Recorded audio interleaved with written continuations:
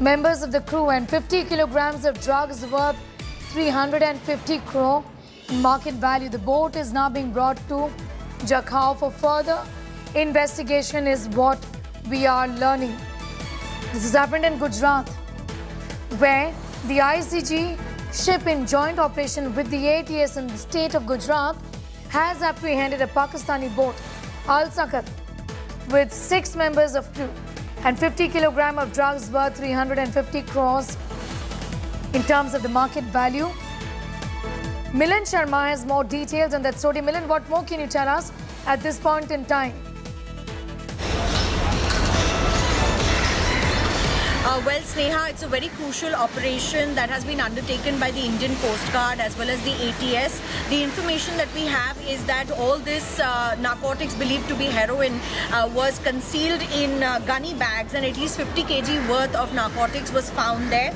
And certainly the market value of these seized drugs is about 350 crores.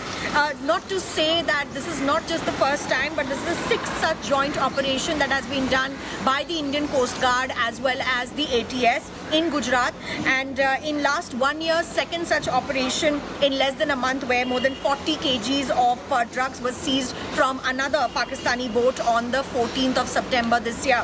So such operations, they are saying, have been result of the effective coordination of all security agencies, but certainly this is pretty concerning because this ship, when it was intercepted by the Indian Coast Guard, was found to be doing a reverse maneuver. This is when the Indian Coast Guard, along with the tip-off from the ATS, happened to apprehend, that the ship is here, and then they caught these people. So currently other investigations are on, Sneha. All right, Milan, getting us all of those details. I'm thanking Milan for the moment. We'll keep coming back to you for more on that story. It's time for a quick commercial break here. News continues on the other side.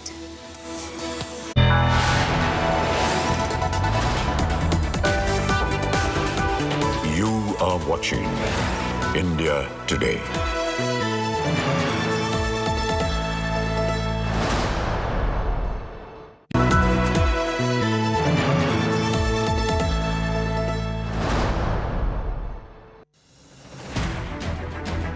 I don't read the news. I read between the lines to tell you the true version of events, the true story of our times. To document grief, the toughest assignment for any journalist to be.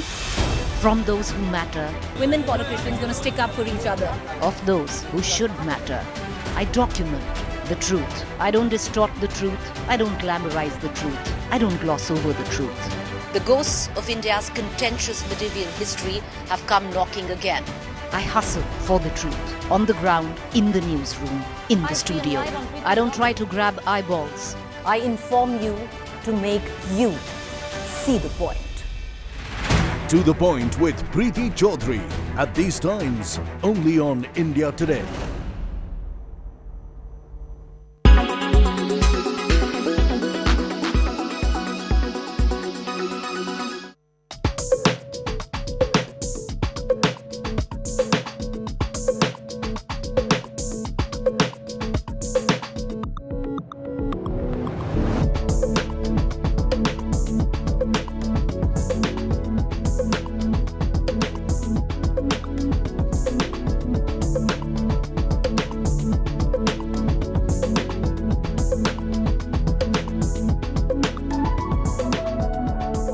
Battery swapping was a real game changer and is a real game changer as we go into other markets, large-scale markets.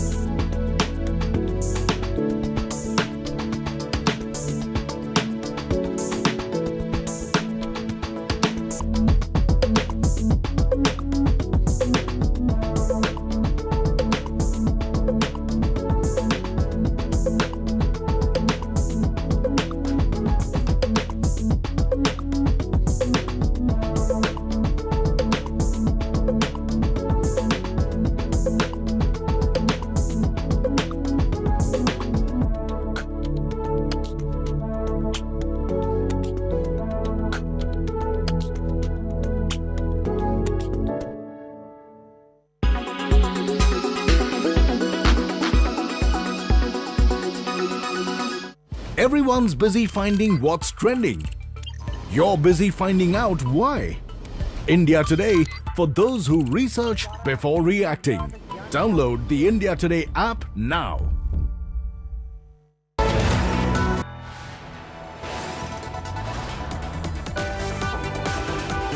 You are watching India Today.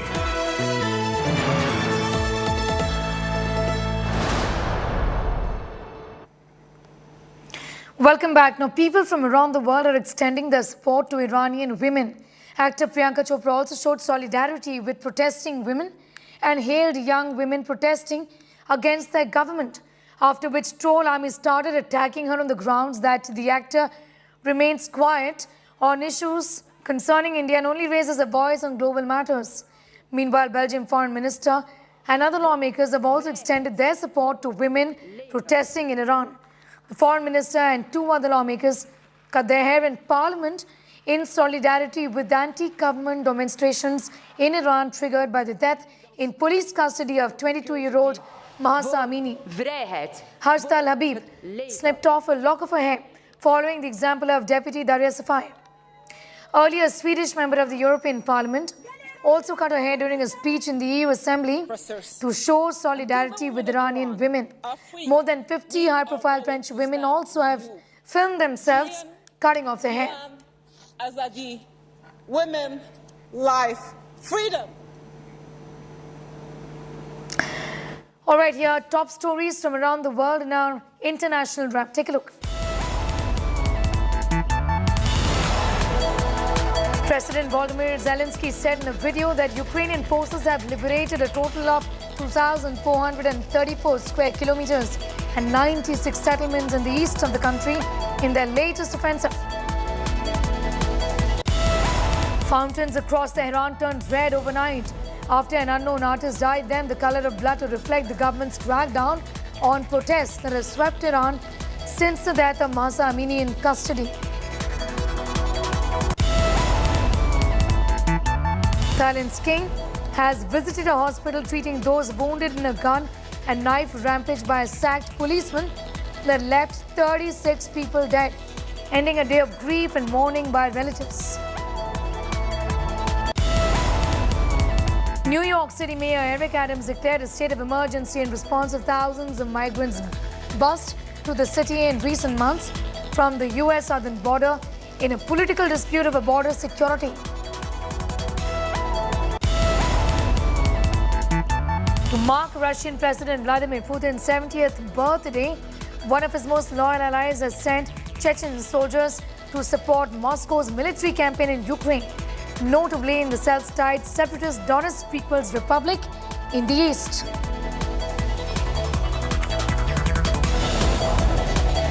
Story and much more going up on our website, that's indiatoday.in. You can also download the India Today app. Thanks for watching.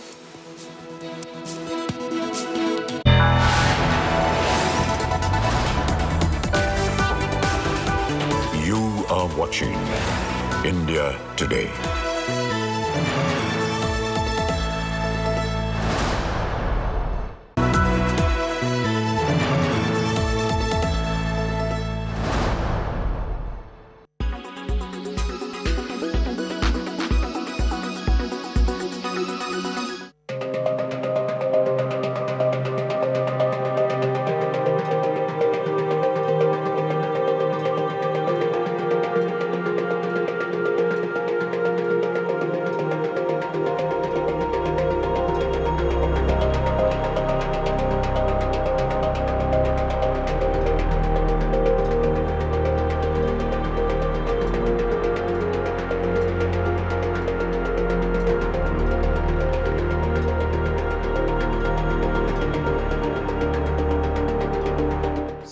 La sobriété et la solidarité européenne nous permettront d'éviter des coupures et des rationnements dans les cas de figure les plus pessimistes, comme un hiver particulièrement froid cumulé à des difficultés d'approvisionnement.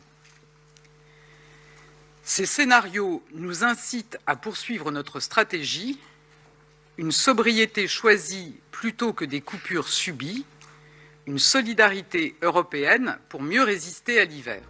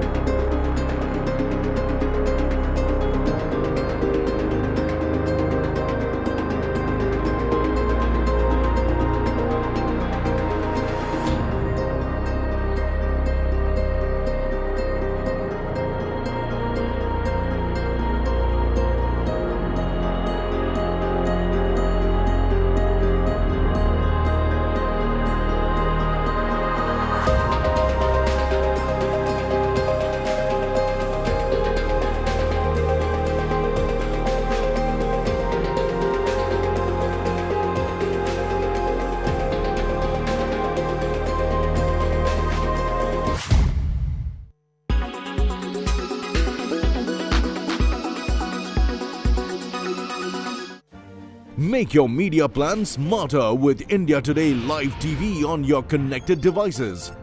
Amplify your brand with 100 million smart internet viewers. To advertise, mail us at sales@aajtak.com.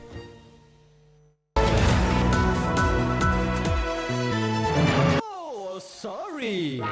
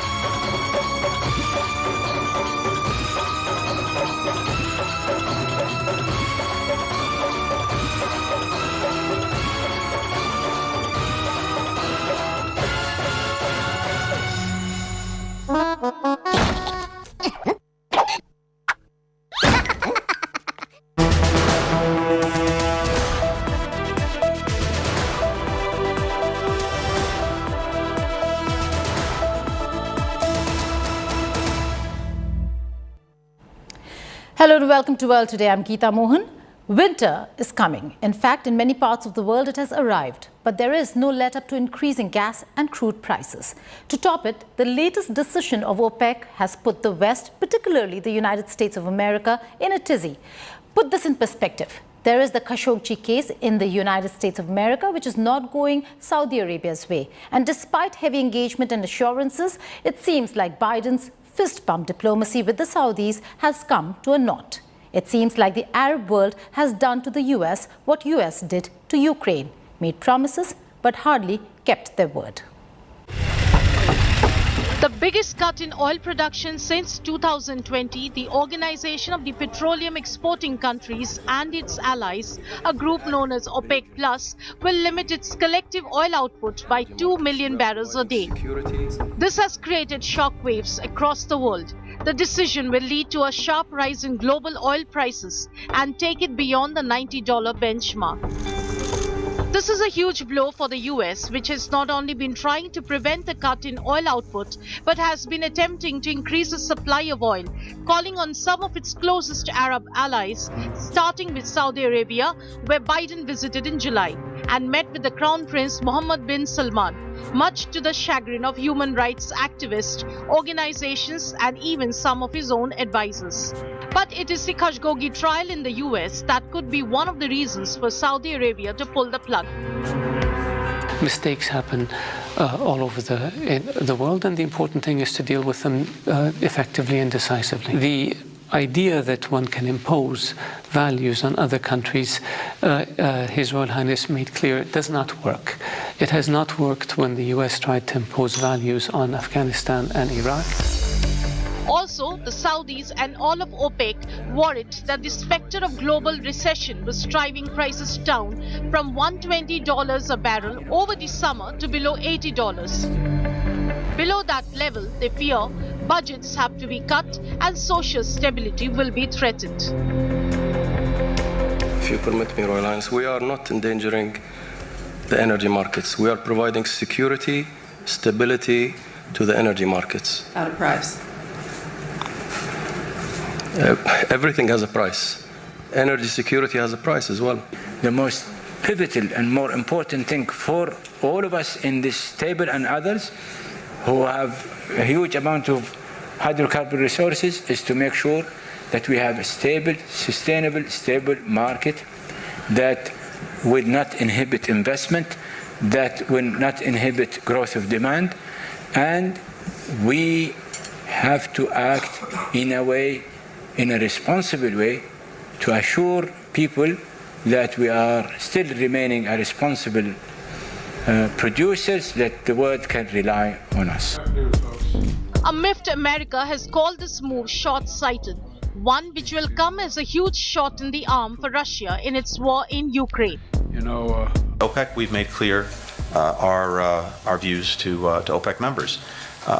We have a multiplicity of interests with regard to Saudi Arabia, and I think the President laid those out during his trip, and they include everything from regional relationships, including improving relations between Arab countries and Israel, Yemen, where we're working very closely with Saudi Arabia to try to continue the truce, and a number of other issues, and those were all reflected in the visit. But we are working every single day to make sure, to the best of our ability, that, again, energy supply from wherever is actually meeting demand in order to ensure that energy is on the market and that prices are kept low. Ahead of midterm elections in the US, the decision by OPEC and its allied oil producers have underscored the challenges that Biden administration faces in managing its domestic, foreign and economic policy at a time when the global economy is at risk of recession. Interestingly, the meeting in Vienna was attended by Russia's Deputy Prime Minister, who is under US sanctions. It came after a concerted but ultimately unsuccessful diplomatic effort by Washington to halt the oil production cut, a signal that Biden's influence over his Gulf allies was far less than he had hoped.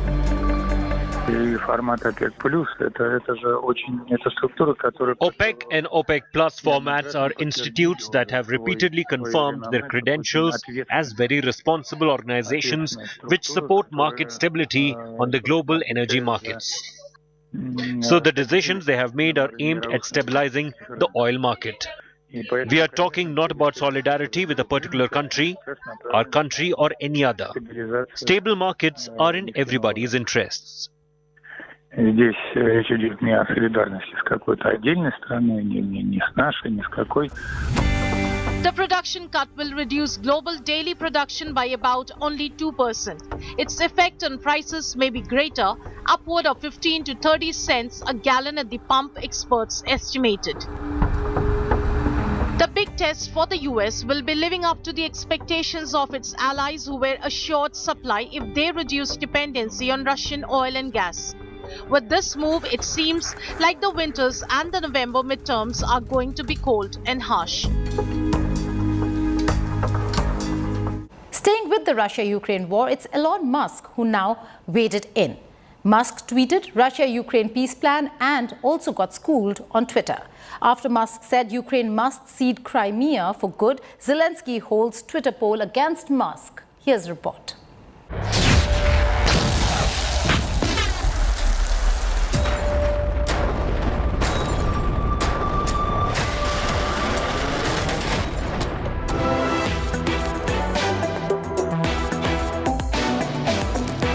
Elon Musk, the richest man on the planet and the eccentric owner of Tesla and SpaceX, has made a controversial proposition to solve the biggest geopolitical crisis of the 21st century. Taking to microblogging site Twitter, Elon Musk offered a simple peace plan to solve Russia-Ukraine conflict. The outspoken billionaire called for a UN-supervised re-election in 4 Ukrainian regions recently annexed by Russia. Musk also proposed that Ukraine cede Crimea for good and assure water supply to the region annexed by Russia in 2014.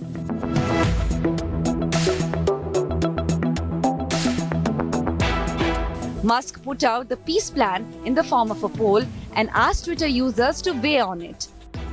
The controversial plan sparked a flurry of outrage from netizens who saw the proposal as a betrayal by Musk. Musk has previously supported Ukraine, deploying his Starlink satellite internet service to help the Ukrainian efforts. The poll also invited sharp reaction from Ukrainian President Volodymyr Zelensky. Zelensky responded with a poll of his own, asking Twitter, which Musk do you like more? The one who supports Ukraine or the one who supports Russia? Several NATO leaders criticized Musk's solution to end the Ukraine conflict, including the Lithuanian President Gitanas Nausėda. Musk has defended his stance, claiming it will be the eventual outcome, but with higher casualty and a looming threat of a nuclear war. Twitter is divided over Musk, wondering whether Musk is serious about a peaceful resolution or is it all just a game for the billionaire. Bureau Report, India Today. Shifting focus to the other big story, the Korean Peninsula has witnessed a sharp increase in tensions after North Korea tested a ballistic missile on 4th of October. The test marked the first time that a missile launched by the DPRK flew over Japan since 15 September 2017, leading to heightened tensions and worries of safety of nationals in Japan as also in the United States of America. Why is Kim Jong-un indulging in provocations? We explain.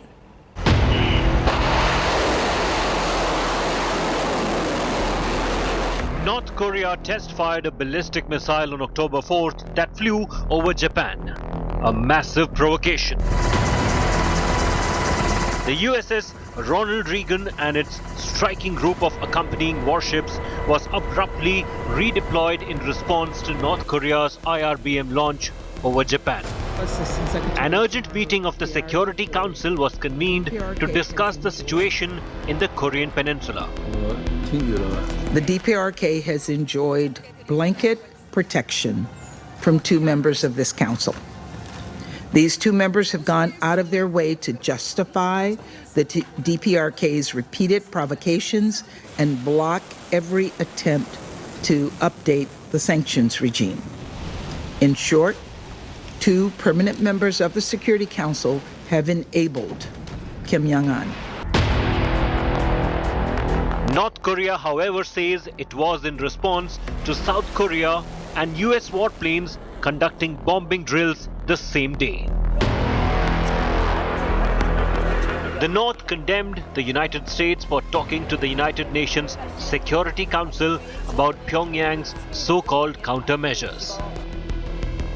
They said, "We are watching the United States posing a serious threat to the stability of the situation on the Korean Peninsula and in its vicinity by redeploying the aircraft carrier in the waters of Korean Peninsula."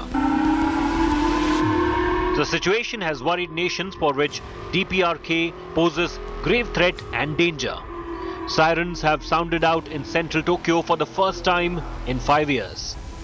South Korea's military mobilized 4 F-15K fighter jets and dropped a pair of guided bombs on a target off its west coast, in what was described as a demonstration of precision strike capability. The US sent 4 F-16 fighter jets in the drills. But I also want to make very clear that our commitment to the defense of our allies and partners, Korea and Japan, is ironclad.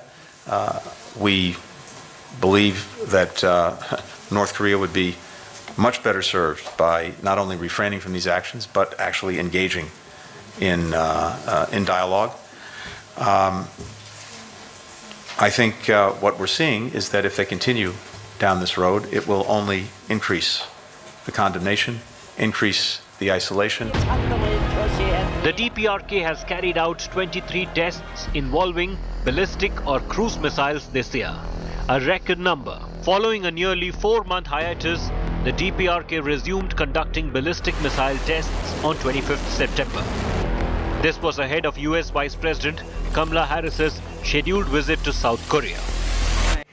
The DPRK has a ballistic missile launch program, apparently, including just yesterday, and are destabilizing the peace and security of this region.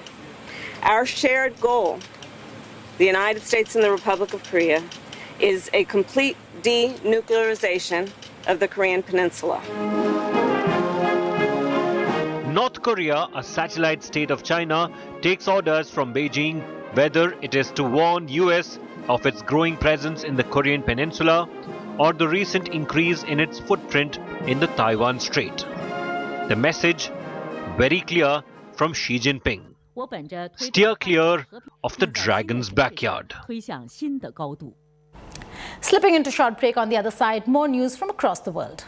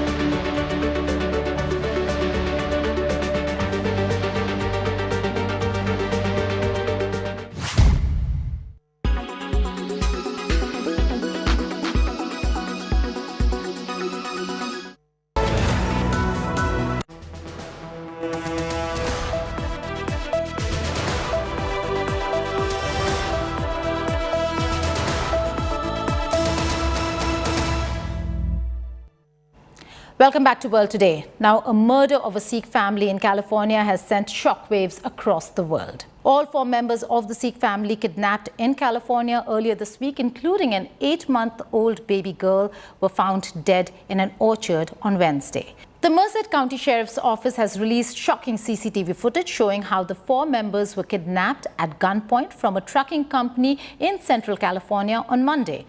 The suspect in the video is seen strolling near the Sikh family's business and later talking to one of the family members. The video also shows the kidnapper leading mother and her 8-month-old baby untied out of the building into a truck. The Chief Minister of Punjab has sought intervention of the Ministry of External Affairs for probe into the gruesome murder of this family. We have no motivation behind it. We just know that they are gone. We've got evidence to indicate that the individuals involved in this destroyed evidence in an attempt to cover the tracks. Moving forward, we have a shocker after shocker from the United States of America. A 20-year-old Indian origin student was killed in his dorm by his Korean roommate at the Purdue University in Indiana. Varun Manish Chera died of multiple forced traumatic injuries after his Korean roommate brutally stabbed him. His roommate, Ji Min Shah, who is in police custody, called 911 around 12:45 a.m. himself to alert the police about Chera's death. Authorities said the incident happened in a room on the first floor, but several heard his screams on Wednesday. Police have also asserted that the reason behind the killing is not known yet. Varun's friends and Indian community in Indiana held candlelight vigil seeking justice for the 20-year-old. And here are some other stories in World at a Glance.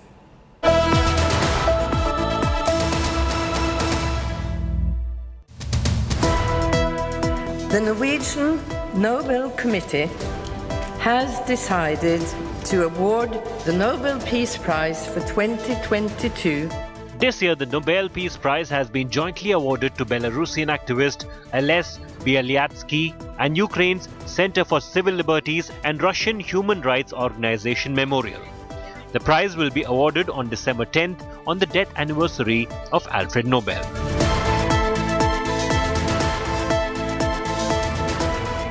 A day after a deadly attack on a daycare center in Thailand, Prime Minister Prayut Chan-o-cha visited the attack site.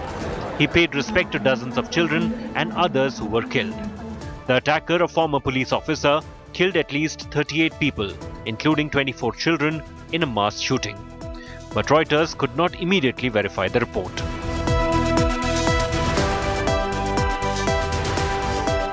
A New York Times report claims United States intelligence agencies believe parts of the Ukrainian government had approved a car bomb attack near Moscow in August that killed Daria Dugina, the daughter of prominent Russian nationalist.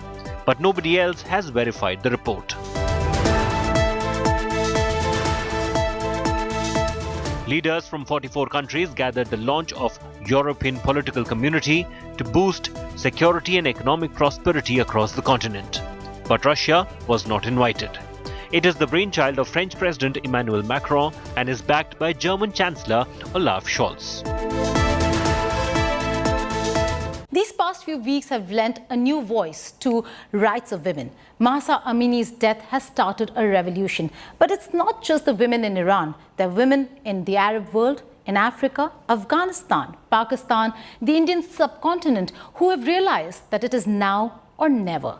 Women suffer even in the developed world, in East and the Far East. To all those women, I say, stand up now. It is now or never. And I, today, stand up in solidarity with all these women and the fight for freedom.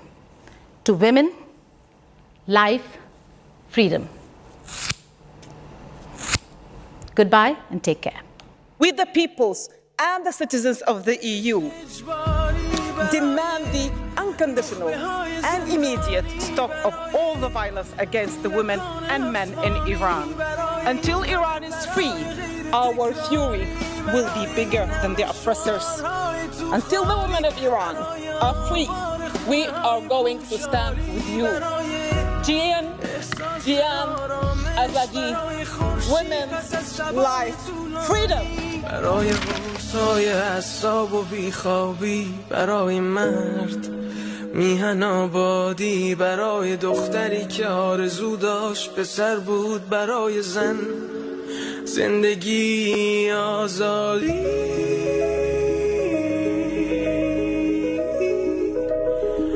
برای آزادی.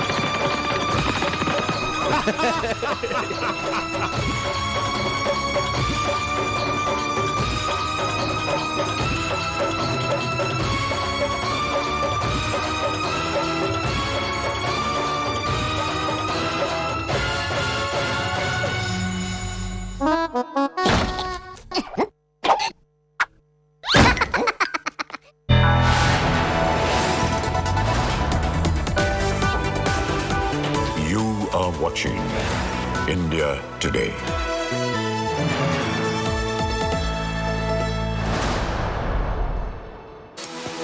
Hi there, good afternoon. You're watching India Today TV. I'm Sneha Mordani. Let's get to the top stories this Saturday afternoon. AAP versus BJP over Delhi ministers allege anti-Hindu vote. BJP Gujarat hits out at Arvind Kejriwal, puts up hoardings of Kejriwal with a skull cap.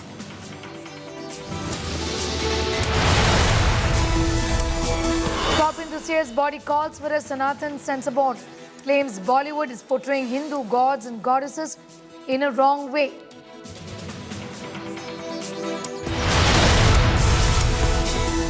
Tipu war continues to simmer in Karnataka, where Tipu Express has been renamed Bodiyar Express on the request of BJP MP Pratap Simha, who calls it a tribute to the Bodiyar dynasty.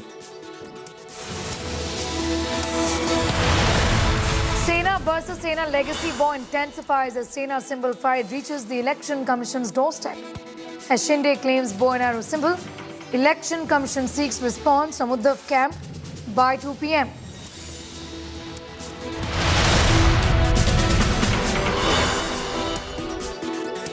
Indian Air Force jazzing up the Chandigarh skies on the 90th Indian Air Force anniversary, the Foundation Day. From flypast to parades, Indian Air Force's grand show is on display. Modern armed forces have to be sufficiently self-reliant to ensure minimum disruptions. Towards this, Atmanirbharta and Make in India is a step in the right direction.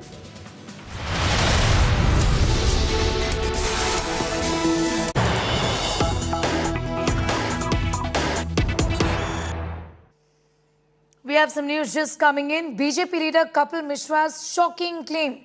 The BJP leader claims Gautam spoke to Arvind Kejriwal before oath. The so-called anti-Hindu oath has triggered a massive controversy, with the BJP attacking AAP over the mantris.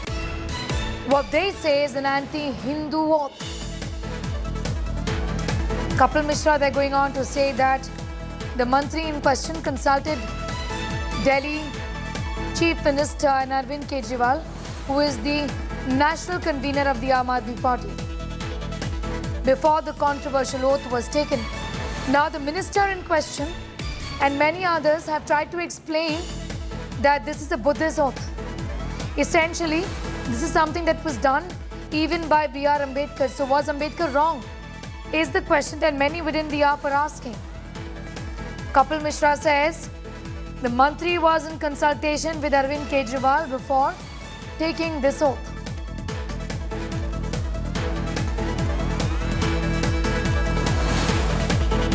Amit Bhardwaj is getting asked more details. Essentially, Amit, Kapil Mishra is trying to say that Arvind Kejriwal had actually given his go-ahead to this oath being taken by the minister and several others in the function.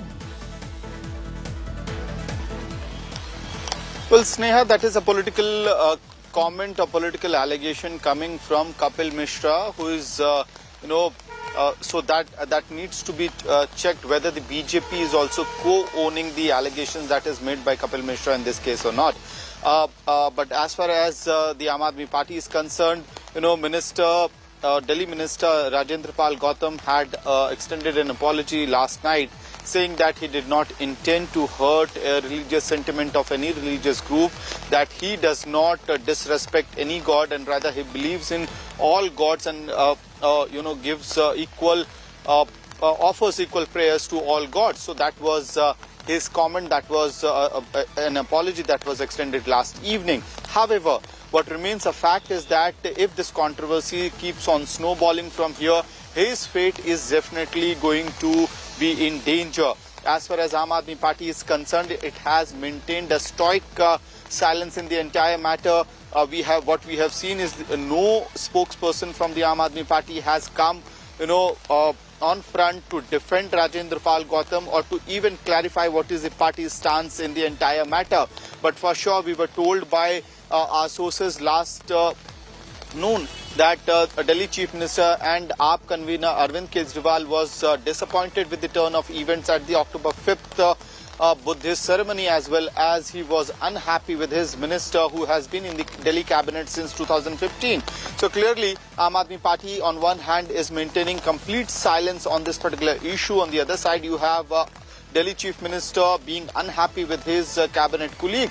But the repercussions of this entire controversy, Sneha, is actually snowballing in Gujarat as well, where Aam Aadmi Party is eyeing to make a breakthrough in this particular election. What we are seeing is that posters of Arvind Kejriwal in attire of a Muslim individual has come up in several parts of Gujarat, and it has the quotes from the oath that was taken during the October 5th event in which Delhi Minister Rajendra Gautam was present. He was right there on the stage. So clearly, as far as political damage is concerned, Aam Aadmi Party is actually facing an imminent damage in Gujarat, where the BJP will try to make this a big issue. In fact, I also spoke to Manoj Tiwari on this particular issue, BJP MP, who had yesterday held a press conference demanding a sacking of Rajendra Gautam, and he says that if Arvind Kejriwal does not sack Rajendra Gautam, they would consider that Mr. Kejriwal was in conspiracy with Mr. Rajendra Gautam to administer this particular oath. Back to you, Sneha. Right, Amit, I'm thanking you for the moment, and you mentioned Manoj Tiwari. We're going to play out that soundbite of Manoj Tiwari on this entire controversy. कौन शक्तियां हैं जो इसमें नफरत फैलाने की कोशिश की, वो आम आदमी पार्टी ने काम किया है। तो इसमें माफी से क्या, वो जिस प्रकार से सार्वजनिक शपथ लिया गया है उसको आप हटा देंगे? मुझे लगता है कि जब आदमी कोई ऐसा अपराध करता है जिसके लिए सजा है, तो माफी से काम नहीं चलता, और ये क्षम्य अपराध नहीं है। अरविंद केजरीवाल के डिसीजन का हम इंतजार कर रहे हैं कि वो, आज भी हम उनको देख रहे हैं वो क्या करते हैं। अगर अरविंद केजरीवाल ने आज उस मिनिस्टर को सस्पेंड नहीं किया, तो हम ये मान लेंगे कि ये अरविंद केजरीवाल का साजिश है। Amit Malviya is now joining us. Amit Malviya, the BJP is with us. Amit Malviya, this is being said by Kapil Mishra, essentially that Arvind Kejriwal was in approval of what was being done by the minister here, the Rajendra Gautam in question. Look, there is no way that a sitting minister who's under oath of protecting the Constitution would go out and do something which promotes enmity between communities. Naturally, it would have had Arvind Kejriwal's explicit endorsement, and Arvind Kejriwal's studied silence on this raises further questions that what is this Breaking India project that Arvind Kejriwal is spearheading, and Rajendra just happens to be the front of it. We've now seen a very strong reaction come in from Gujarat, where his posters with the offensive anti-Hindu slogans have come up across the state, and naturally people are asking Arvind Kejriwal questions on the politics of his party and ministers in his government. The party has been unable to defend the minister in question here, Mr. Malviya. What is your demand? Should the minister be sacked? What is the BJP wanting the AAP and the national convener of the AAP here in the Delhi Chief Minister to do? We have been very, very clear that Rajendra Pal must be sacked, and Arvind Kejriwal must apologize for the offensive anti-Hindu slogans being raised by the minister in a public gathering. You know, my last question to you is that the minister in question has said that what is wrong in this? I have not heard anybody's sentiments, and if I have, I'm sorry. But this was a Buddhist oath-taking ceremony. This is what Ambedkar had also said. And is the BJP then opposing Ambedkar is the question the AAP minister is asking. Well, the minister in question can do whatever he feels like, but he can't be under the oath and promote enmity between people. It is one thing to accept Buddhism, one thing to accept another faith, but quite another to denigrate the majority Hindu faith. And that is what the minister is guilty of. He should not draw equivalence with Baba Sahib Ambedkar because he's nowhere close to him. Baba Sahib Ambedkar in his entire lifetime never sounded as offensive as Arvind Kejriwal's minister did. The truth is that the minister was offensive. He raised anti-Hindu slogans, and that is what the problem is. It promoted enmity between communities. It is fine, and I repeat again, to embrace another faith or a belief system, but you cannot run down another community or people from the majority Hindu community, which has now become fashionable Okay. and par for the course. Is it fair then for posters of Arvind Kejriwal wearing a skull cap to come up in Rajkot in Gujarat, a state which is poll-bound, Mr. Malviya? Well, I wouldn't be able to comment on it. You should probably find out who are the people who have put those posters. But it clearly seems that Arvind Kejriwal and his ministers have heard the sentiments of the Hindus in Gujarat and they have responded the way they have responded. All right, Amit Malviya, I'm thanking you for the moment. So, sentiments of Hindus have been heard all over the country and more so in Gujarat, it's poll-bound. And that's the reason why we have these posters of Arvind Kejriwal wearing a skull cap come out in different parts of Gujarat. The one that you see on your screen is from Surat. There's another one in Rajkot as well. So has the BJP also sensed an opportunity, given that the state is going to polls? But what has been the background of all of this?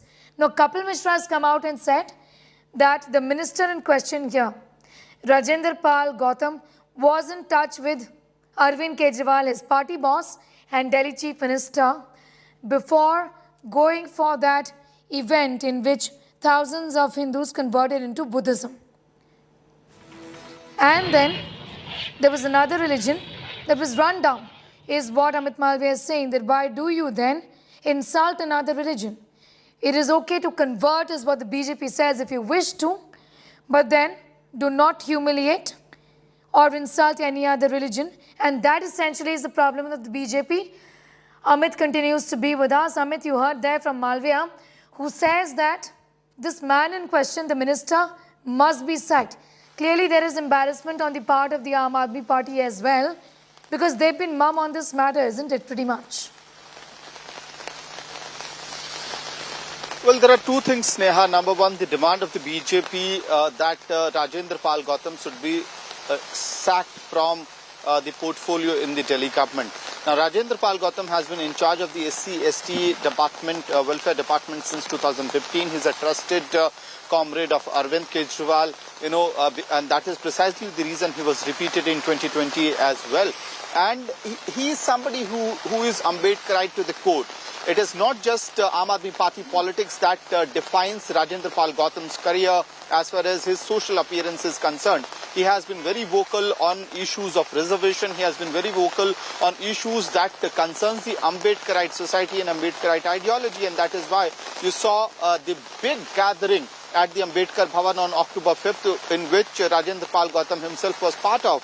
But it seems that the entire base upon which he has built his political career is now becoming a big problem for Rajendra Gautam itself, because after the oath, the very 22 vows which were prescribed by Baba Saheb Ambedkar on 14th October 1956 in Nagpur, those very vows were repeated in Ambedkar Bhavan. Obviously, there are problems with chunks of speeches that were made at Ambedkar Bhavan, and the BJP is pointing out at those speeches as well.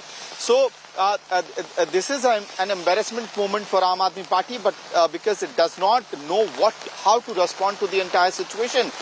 If you talk about the party insiders, the sources within the party have confirmed us that it's becoming difficult to take a stand, and that is why they had adopted a wait and watch policy right now. And yes, in the turn of events, eventually what we saw, Sneha, is that Rajendra Gautam came up with that apology. Probably AAP is looking whether this storm settles down or not. Okay, because it could just be damaging them electorally, where they are up against the BJP in the state of Gujarat. And predictably so, the posters of Arvind Kejriwal wearing a skull cap has now come up in Gujarat. Amit, I'm thanking you for the moment. Now, after local police in Kheda faced criticism over public flogging of the Garba event, stone pelting accused there, India Today has spoken exclusively to the victims of the Navratri violence who have defended the action by the police. The victims have lauded the police for such immediate action, saying that no action can be taken against the under fire cops. Further, stone pelting victims have threatened to carry out a protest march in favor of the police personnel should they face music.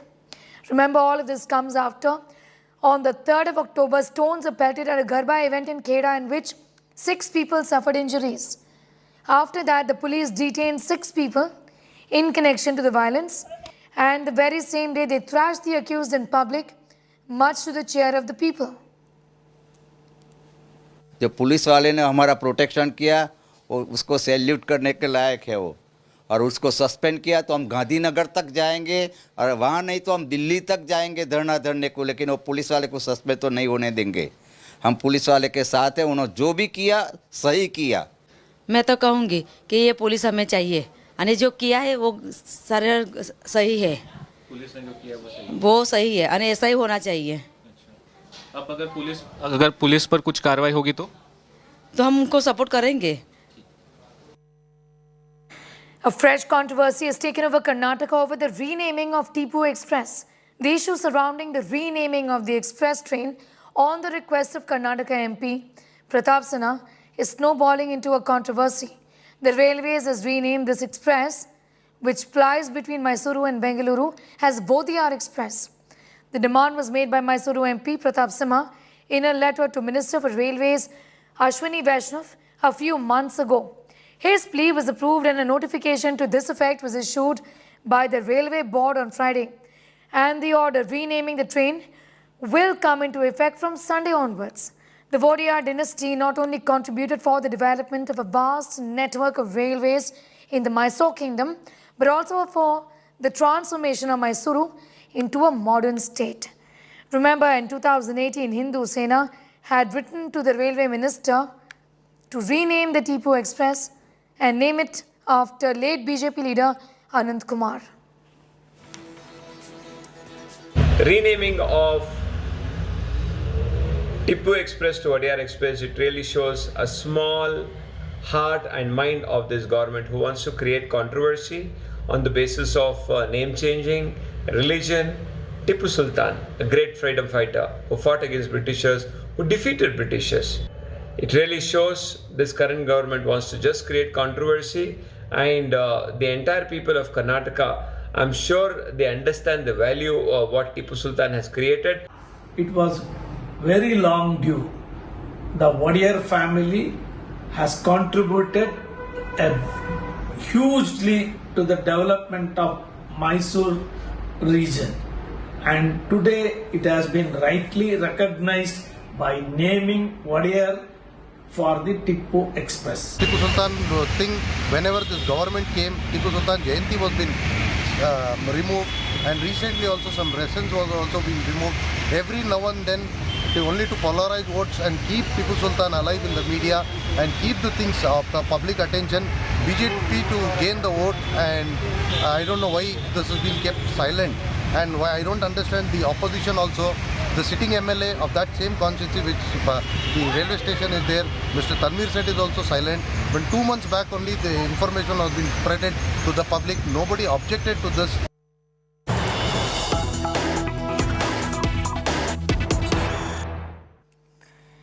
Some news coming in. Minister from Karnataka says Tipu is not Kannadiga. Arushok says Tipu is not Kannadiga, converted Kodavas, killed Brahmins in Mandya, and he is a tyrant.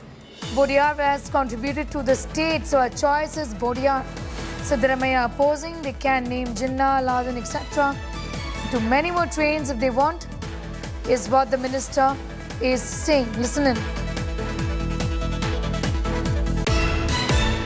Tipu is converted more than lakh of people in Coorg, and he killed many Hindus. So that's why he is not a great man. That's why he is not a great man. In Sword also, he write no Kannada. He is not using the Kannada. Vodiyar using the Kannada. Tipu not using the Kannada. So we, in the name of Vodiyar, that he is a Kannadiga. Tipu is not a Kannadiga. He is a some Persian language. Is all literature, everything is government orders, everything in Arabic. That's why using of Kannada, Vodiyar is a great man. Erupting with the minister here saying that Tipu Sultan was not a Kannadiga, he was a tyrant, and that renaming of the express, Tipu Express, to Vodiyar Express, in fact, is a befitting tribute to the Vodiyar dynasty, who did a lot of work for Mysore. Tipu Sultan was a tyrant, is what the BJP says. Ashok says Tipu killed many and that he was not a Kannadiga even to begin with. He also converted many people and that he was a tyrant.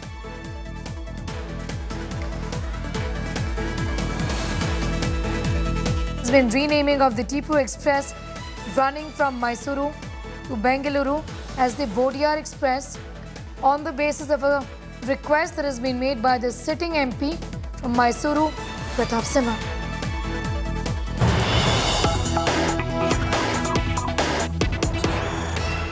More news this afternoon. First images of newly renamed train. Exclusive pictures of the Vodiyar Express.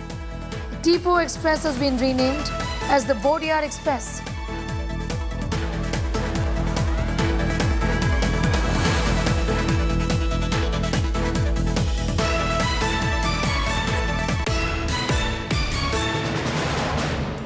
First images coming out of what used to be the Tipu Express running from Mysuru to Bengaluru. The name has now been changed to the Vodiyar Express.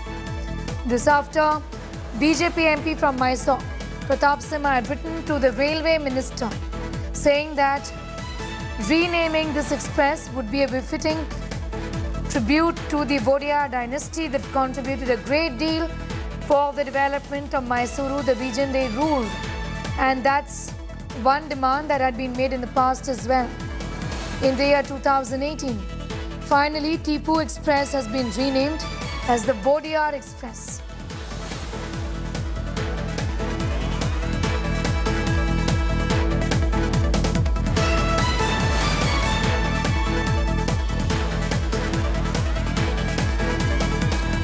The Tipu Express is to run with a new name now. That's the Vodiyar Express. First images of the newly renamed train after the notification came in from the Railway Ministry. Nagarjun Dwarkanath is getting us more details. Naga, prima facie, this is about renaming a train, but the larger picture here is about the politics that both the BJP, the Congress and the other stakeholders are really gearing up for in the upcoming elections in the state of Karnataka, isn't it?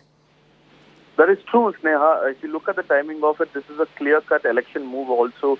On one hand, we have Veer Savarkar being a controversial figure, and now it is Tipu Sultan. So both ends have been fighting around these two figures. Now recently, Pratap Sinha, the Mysore Lok Sabha member, had given a memorandum to the Railway Board and the Ministry about changing the names of Tipu Express, which starts from Bangalore to Mysore, which is the shortest distance. And now it has been named as Vodiyar Express, which is after the Vodiyar Kingdom in Mysore. Congress is saying that there was no need of changing Tipu Sultan's name, as he could have renamed a new train.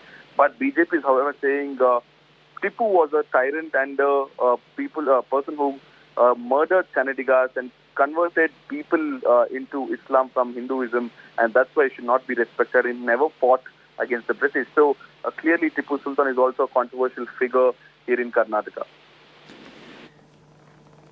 Naga, I'm thanking you for the moment. We'll keep coming back to you as that controversy snowballs. A new statement that is coming from R. Ashok, Minister of the BJP, who says that Tipu Sultan was not even a Kannadiga. In fact, he was only a tyrant.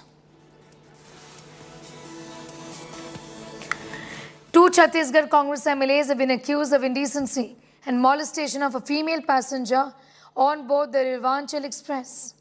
It is being alleged that the MLAs were drunk while they harassed the victim, who was travelling in the train with a 6-month-old baby.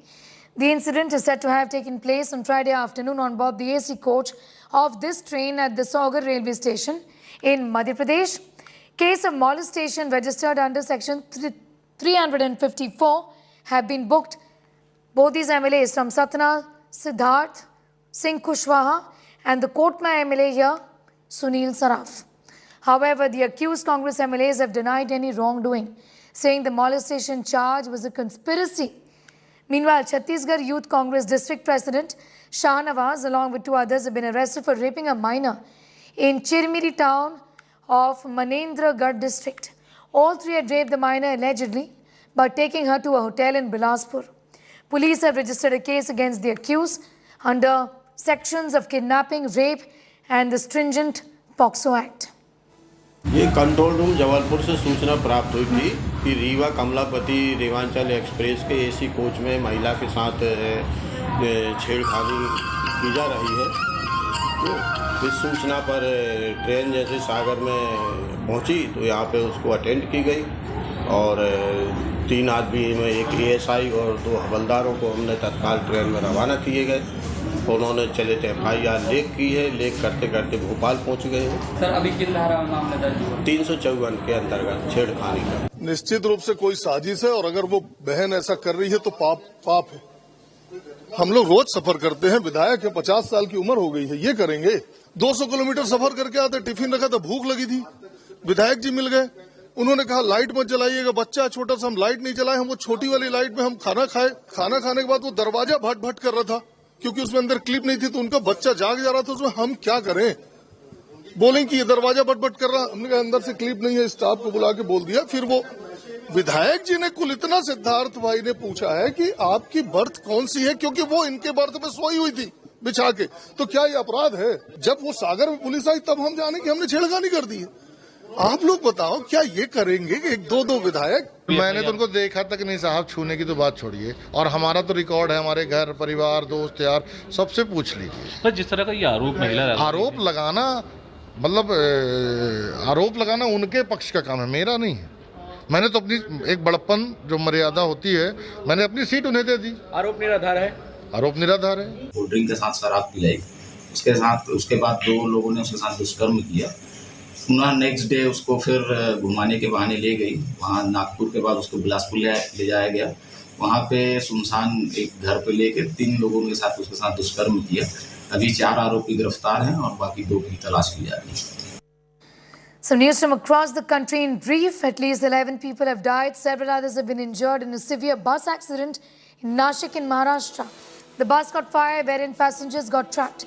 Injured but rescued have been moved to the hospital. An aid of 5 lakh rupees has been announced by the government to the relatives of the deceased.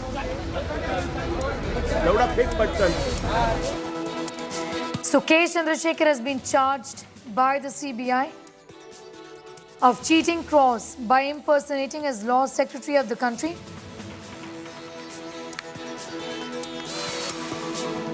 In a coordinated operation at the sea, NCB and Indian Navy apprehended a suspicious vessel carrying more than 200 kilograms of narcotics.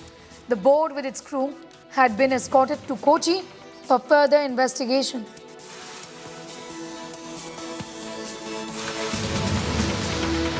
Lalu Prasad Yadav has been accused by the CBI in its charge sheet, which was filed by the agency before a Delhi court in the land for job scam. Along with Lalu Prasad Yadav, his wife and former Bihar Chief Minister Rabdi Devi and daughter MP Misa Bharti have also been charge sheeted.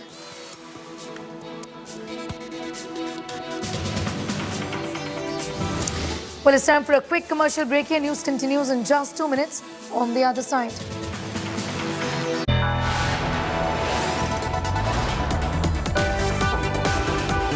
You are watching India Today.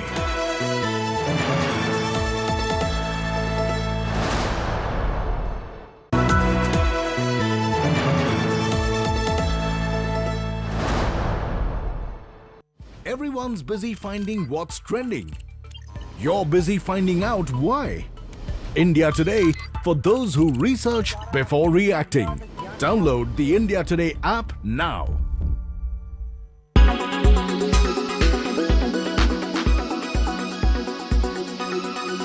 Internet. For humans, life on Earth is unimaginable without it. We spend hours together on cell phones, but have you ever wondered how you catch this high-speed internet?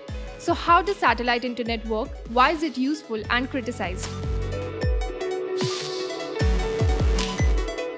Very high-speed internet everywhere on Earth, including the out-of-coverage areas or blank zones, is the promise of satellite internet. 3 factors are necessary: a ground station connected to the global internet network, a geostationary satellite, and a dish installed at the subscribers pointing towards the satellite. With each search on the internet, the dish sends the requested data to the satellite, which in turn sends it back to a transmitting or receiving station itself connected to the internet. Once the information is obtained, the data will follow the reverse path. The pioneers of satellite internet operate using satellites in geostationary orbit at an altitude of more than 35,000 kilometers. The data travels a long distance, generating a latency time 3 to 5 times greater than that of asymmetric digital subscriber line or ADSL, an older popular form of broadband. The new operators, on the other hand, function in low orbit or LEO around 600 kilometers. The advantage here is to reduce the latency time, which makes it possible to multiply the services in transport, finance, defense, or even video games. It is now possible to have the internet when up in the sky or down at sea. On the other hand, this requires sending many machines in low orbit. Constellations of satellites are being deployed now above our heads by private operators. Starlink, a subsidiary of SpaceX, has already launched thousands of machines. The same for Amazon's Kuiper system. Countries such as China or Britain are developing their own network to preserve their sovereignty. These responses to an explosion of internet needs are attracting criticism.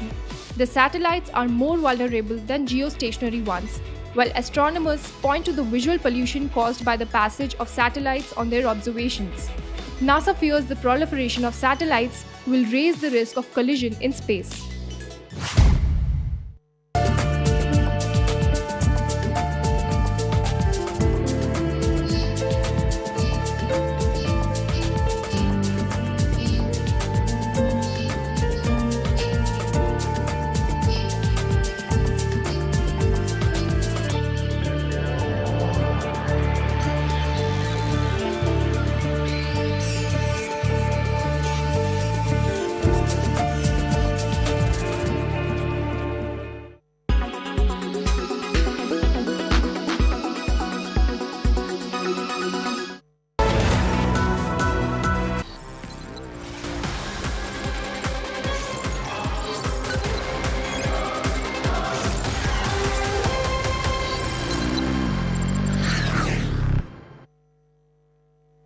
Hello and welcome to a brand new episode of Battle Cry, the only show on Indian television where we get you up close with India's weapons, war fighters, and how this country defends itself. This is a special episode by popular demand on one of India's biggest ever military contests.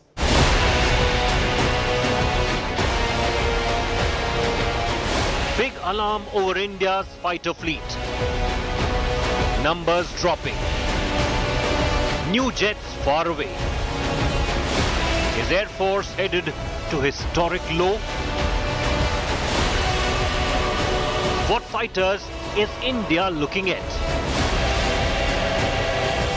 Who's competing for the big prize? Will imports dominate India's airspace? The big fighter alarm is this week's top story on Battle Cry. It's a week when experts have been sounding the code red alarm on that familiar predicament of the Indian Air Force, its squadron strength. Literally, how many aircraft it has versus how many aircraft it is supposed to have in terms of fighting a war. Well, the picture isn't pretty, and the Indian Air Force chief himself acknowledged that.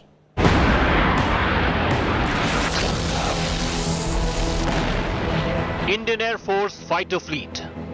Required strength 42 squadrons.